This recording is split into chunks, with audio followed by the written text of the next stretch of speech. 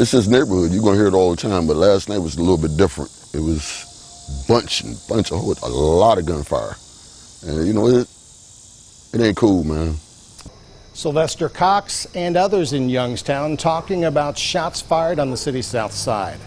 Last night, a 6-year-old boy was caught in the middle of it all, and today investigators want to know who is responsible for firing the gun. Good evening, I'm Dave Sess. Lindsay Watson's on assignment. This picture behind me shows the chaos along East Avondale early this morning. Now, police rushed to the scene after a child was shot. Thankfully, that 6-year-old boy is expected to be okay. Our reporters are covering all of the angles. 911 and radio calls paint a terrifying night for neighbors. Plus, they tell First News why the sound of gunfire is all too familiar. And local leaders tell us what they want to see happen next.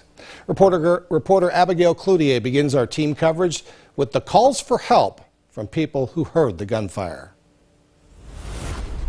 Radio traffic and 911 calls show the chaos as police arrive. Dozens of 911 calls came in from all over the city's south side.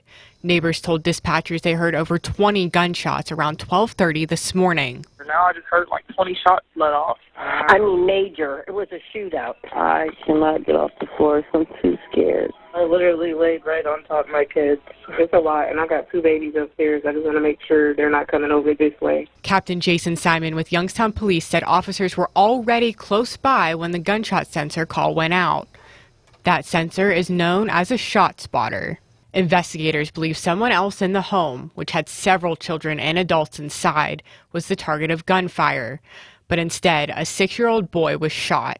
His family called 911. It's an emotional call that our editorial team felt was important for you to hear. My house was just got up. Yes, we're in here. My sister got shot.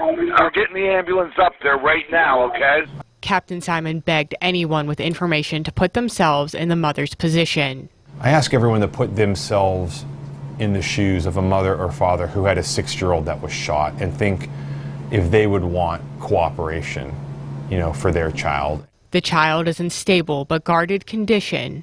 Even though an ambulance was already on the way and the child injuries were not life-threatening, Simon said they wanted to be careful, and police transported the child themselves. Or we're going to transport him ourselves. Copy. 105, let Sadies know that we're bringing a child in, shooting victim.